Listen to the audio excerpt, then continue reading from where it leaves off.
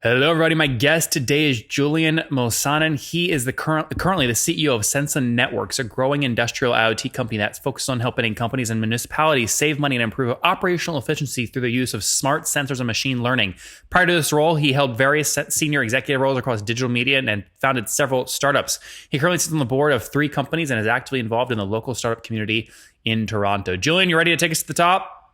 Sure. Ready to go. Thank you for having me, Nathan. I love IoT plus SaaS, so I'm hoping this goes well. Tell me about your business model, what you guys do.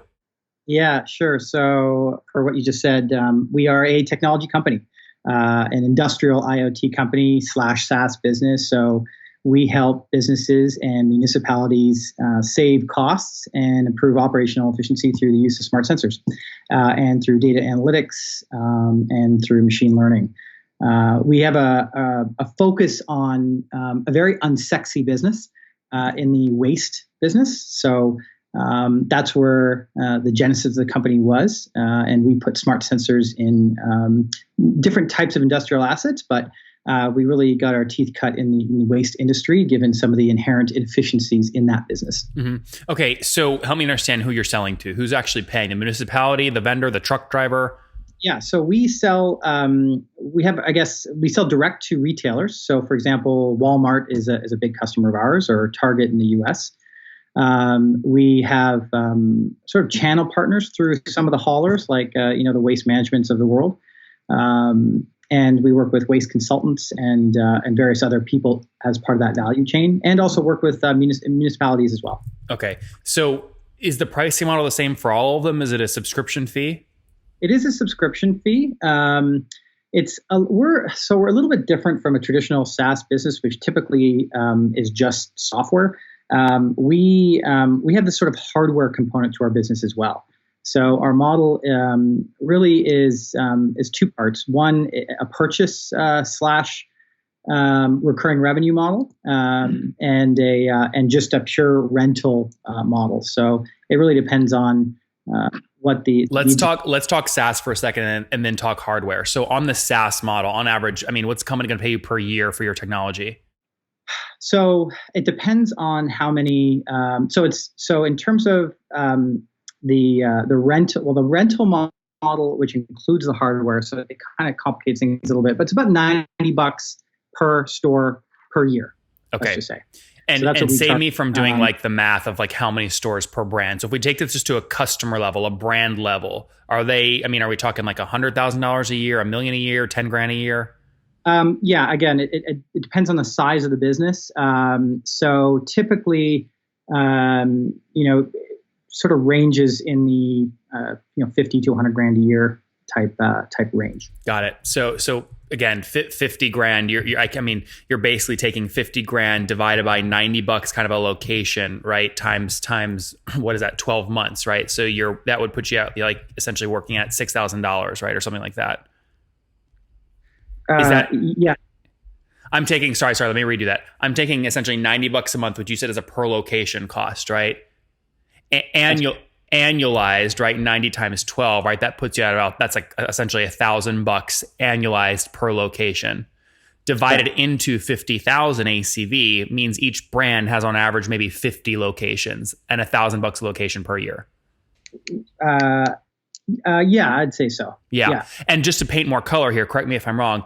A retail location at Walmart is obvious. It's a different Walmart chain. A location, define what a location is at a municipality. So a municipality would have, let's say, municipal owned buildings. So like a Toronto housing authority that have residential buildings. So that would be an example of working with a municipality. They could have other municipal owned buildings like jails or other types of municipal owned buildings that we work with. And then last customer cohort, you said are companies like, or agencies like Waste Management. So define what municipality means to them. When I referenced Waste Management, that was there's, I guess, sort of 2 parts to that. Waste Management being the industry that we're in, and then of course, obviously the company Waste Management. I'm talking the company. Okay, so they're one of our channel partners. So when they, let's say, win a tender for picking up waste at a Home Depot, for example, across the U.S. or Canada, many times those tenders have a sort of a technical component to them, whereby they have to have monitors on their waste assets. And so they work with companies like us to incorporate that technology so that the waste creator has more transparency on what's actually happening at the from a waste operation standpoint. I see. Okay, very cool. Let's put this on a timeline so we can get more of your backstory. So what year did you launch? So it's a little bit of complicated history. Just be as simple as you can. The technology was actually a product of a waste consulting business. It really wasn't doing much. And then 2016, they decided to spin out the product into a standalone technology company. So I was brought in a little bit after that. It was sort of a fledgling business. They had a handful of companies they worked with, but there was a lot of work needed on people. So Julian, sorry, when was the spin out and what year did you join? So the spin out was in 2016. Got it. And I joined in 2017. Got it. Okay. Now, obviously, there's a lot of tinkering you have to do, a lot of things you have to change, obviously grow the company if you're spinning out of an agency. Exactly. Talk to me about team today. What's the makeup of the team and how many engineers? So we have about 18 people today, and we've just hired a handful more engineers. Before we only had maybe one or two. I think we have about 6 now. Okay. So we didn't really have an infrastructure. They all have their respective responsibilities on the tech side. And how did you get, so when you go into customer growth, right? How did you get your first, the hardest ones, the first 5, 10 customers? Was it through Waste Management as, your channel partner or some other direction? It was through relationships that we had. There are other sister companies that were sort of, that we have relationships with. And so a large part of that was leveraging the relationships that they had. So be specific. Name one of those early on. So, Walmart would be a perfect example. So they were working with one of our sister organizations to do. What is it? Sorry, I don't know what sister organization means. Can you name a sister? Yeah. So the sister is called Metro. And they were more of a traditional sort of brick and mortar sort of services, industrial services company. So if companies had services required for their industrial assets, maybe something broke down at the store level, they would contract that out to companies like Metro. metro.com? Yeah, Metro, it's called Metro Compactor. Okay. Yeah, so it's part of Metro Group. So it's a traditional sort of brick and mortar type of business. And so by virtue of that relationship and other relationships that they had, let's say with other, let's say, retailers or grocery store chains or even municipalities. Do you pay Metro a kickback for helping you sign up customers, like an affiliate fee, or no? No, just by virtue of it being a sister organization, it was there were no kickbacks. But if there were any services that those companies provided that required more work, we could outsource that back to Metro. I see what you're saying. So you're again, it's symbiotic. You're helping each other. Exactly. All right. So that's how you get your first couple customers. Then what are you at today? How many total customers are you serving? So we're like one of these businesses where we have a handful of customers, but they're typically a little bit larger. Yeah. I'm expecting you to say like 5 or 6. Yeah. So we have about 30 customers. Okay. I mean, that's more what I would have thought, because you're very much, you're playing with the Walmarts of the world. Yeah. So we have 30 customers. We have about 4,100 sensors.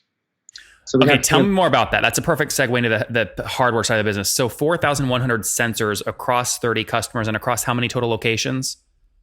Well, it's 4,100 locations. Okay. So I didn't know that, right? So it's one sensor per location. Yes, exactly. Okay. Interesting. Okay. Do you have the sensor with you, like in the office? Like, help us visualize what it actually is. It's not that pretty. It's basically just a 1 foot by 1 foot box that gets installed on the wall. And then there are, 8 or 10 relays. There's a modem. There's some software. There's a PLC, which is a programmatic logic controller, and various other pieces of hardware that are all put together and connected to the industrial asset. So those modems are connected to like the Verizons of the world and various other wireless carriers, so that we can access that information through the cloud. and remotely monitor those units. What does that mean? Sorry, connected to the industrial architecture. So if I'm at a Walmart, like what is the thing on the backside of the store you're connecting this thing to? So we're connecting. So in the case of, let's say, so there's several different industrial assets we work with, but let's say it's a compactor. Sorry, I don't know what that means. Let's use something that the audience would know like easily. So a jail. Okay, well, let's say just a retailer. So you have at the back of a retail store, obviously every retailer has garbage. So they need to put that garbage somewhere. So typically it goes into this big thing called a compactor at the back of the store that compresses all the garbage before it gets taken to the landfill. Got it. So what we do is we monitor fullness levels for those that particular industrial asset. So when it's actually full, that's when we call the hauler to come. How? Is there a sensor you put on the wall of the compactor or something? Certainly it's not this foot by foot thing. You don't put that in the contractor. No. So the actual sensor itself sits actually two different kinds of sensors, but to keep it simple, we have an external sensor. So that's that 1x1 kind of sensor that gets put on the wall. It's connected to the compactor, and we take into account several different variables to determine Name a few. Pressure, PSI. So obviously, the more stuff that's in a compactor, there's more stuff that's in a waste bin. Like when you compress it, your pressure is going to get higher and higher as more things are actually in the actual asset. Yeah. So we also capture cycle counts as well. So how many times that RAM? We're getting pretty detailed here, but how many times? No, I love this. That RAM goes backwards and forwards. Okay, so your alarm's going off at the back of a Walmart in the middle of the country. Boom, boom, boom. We're almost full. Then what? Then what happens is there is an automation that happens in terms of contacting the hauler. So through SMTP or through email, we send an email to the hauler, and then that gets automatically inserted into their routing and scheduling system to be picked up within 24 to 48 hours. This is fascinating. This is so fascinating. We get them to come pick it up, and then we have laser sensors. They're called bin sensors, essentially. We know when they've picked it up because it disrupts the laser when they pick it up. So we know exactly when they picked it up and when they've dropped it off. So we're able to validate whether or not they've done. And then your external hardware resets in terms of counting the cycles. PSI goes back down to empty, etc. Yes, exactly. Well, I love this. Okay, what's this cost you? So the hardware, right? Assume each piece of hardware costs you something to build. Yeah, it's again, it depends on a couple of variables there. Obviously, volume being one. There's just for what we just were talking about. The thing about $900, somewhere 900. Okay, so how did you capitalize the business? You had to pay to build 4,100 of these things. That's almost $3.5 million.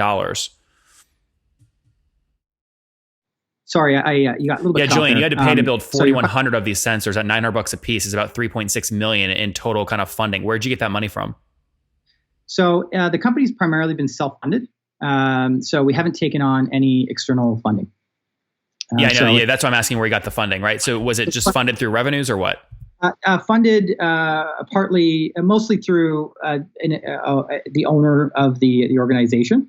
Who are you? What's your role?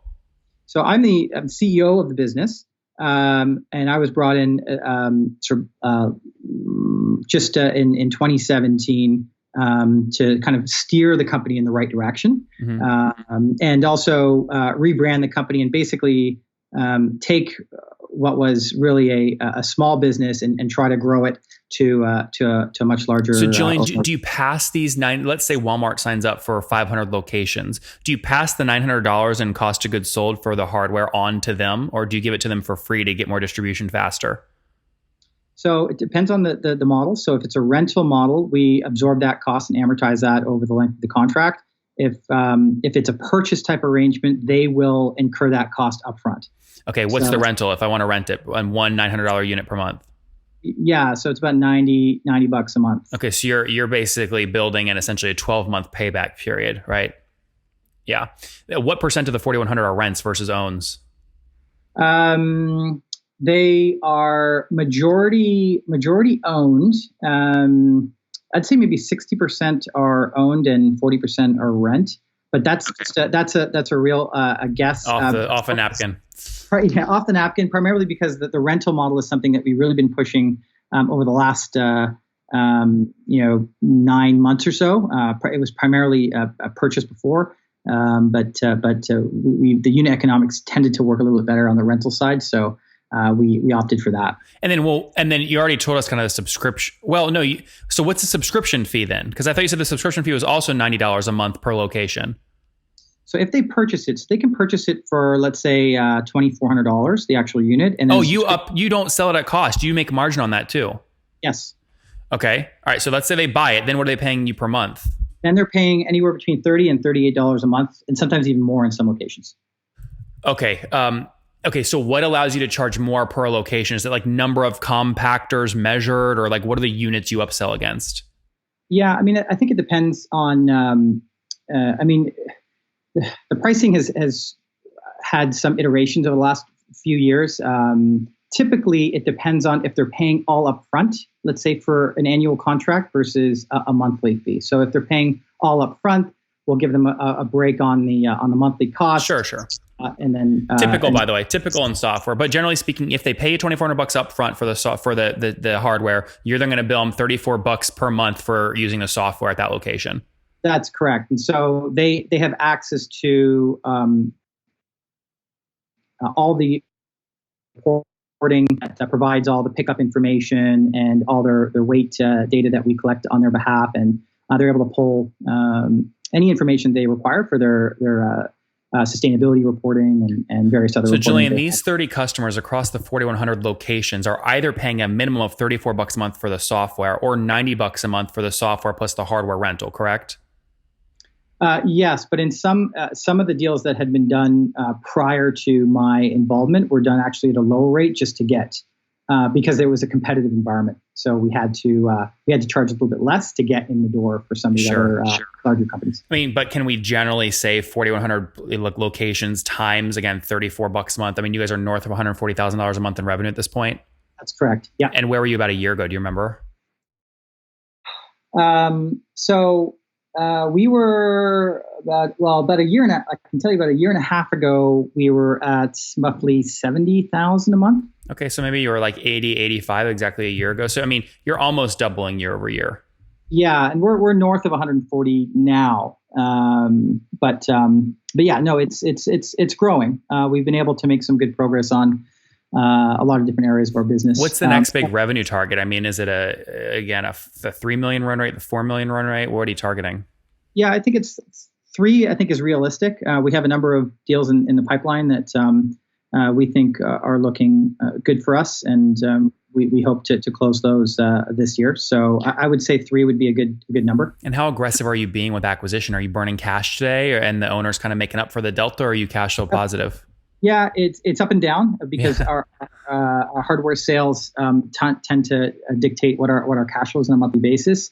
But we're primarily breaking even. We've gotten to that break even territory. That's good. That's good. We need to put the Last question here. So fully weighted CAC to get a new location, right, or to get a new customer. What are you paying to get them? Good question. It's in the thousands, I'm sure. Probably around 3 to 5K, I'm guessing. That works though. I mean, right? If you've got right now your 30 customers pay on average $4,000 or $5,000 a month, so your payback there is like a month. Yeah. I mean, yes. So especially that's primarily why the focus has been to not focus on the sort of what we call the ones and twosies, but more on the larger retailers that have more of a national footprint. The unit economics just tend to work a lot better that way. Yeah. Which churn? Do you have any people like churn locations annually? The nice thing about this business is we don't really have churn. We're in this lucky situation where once companies integrate with us, it's very costly to. So everyone's renewed, everyone's added locations, no one's subtracted locations. The only time that there would be a subtraction in location on the rare circumstances if the store closes down.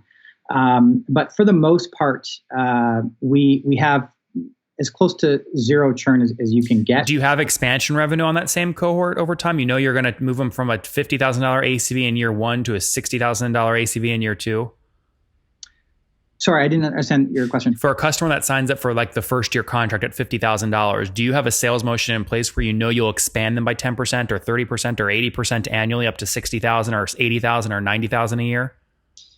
Yeah, and we do that through the diversification of our suite of products. So there are other industrial assets. It's not only just the waste assets, but there are other assets that we're starting to monitor as well, whether it be generators or conveyor belts or other types of things that large organizations typically have. So what do you think that expansion is if you had to quantify it? Is it 10% ACV growth year over year or more?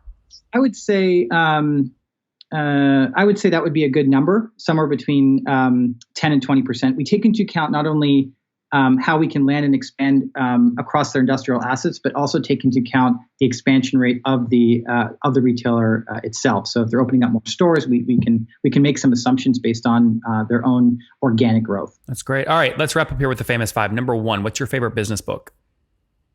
Mastering the Rockefeller Habits. Vern Harnish, it's a good one. Number two, is there a CEO you're following or studying? I'm a big fan of Elon Musk. Number three, what's your favorite online tool to build your business? Big fan of just the suite of Google Apps. I'm a heavy user, so I guess that would be... Number four, how many hours of sleep are you getting every night? 7. And what's your situation, Julian? You married, single, kids? I have a better half, I guess you could call it. And I have a 4-year-old named Liam. Okay, and how old are you? I'm 44. Last question. What do you wish your 20-year-old self knew? Not to be afraid of failure, to embrace uncertainty. I guess I would tell my 20-year-old self not to compare yourself to others, and to really just compare yourself to yesterday. And ultimately, if you want to cross that big ocean, if you want to take that big step, you really need to lose sight of the shore. And guys, so embrace that. There you have it. SensaNetworks.com, 30 customers across 4,100 locations using their on-prem tool to essentially measure if trash compactors at the back of the place are full or not, to then let the hauler know, then go into their schedule and essentially manage all this waste together. There's a hardware plus software component to this. They've got, again, 30 customers paying $4,700 or north of that per month. So $140,000 north of that in MRR right now, up from $85,000 a month a year ago. So healthy growth as they look to scale. They are profitable. They've raised no capital, team of 18 people, no churn, 10% expansion for 110% net revenue retention, spending $5,000 to get a new customer. So the economics are cranking. Julian, thank you for taking us to the top. Thank you, Nathan. Much appreciated.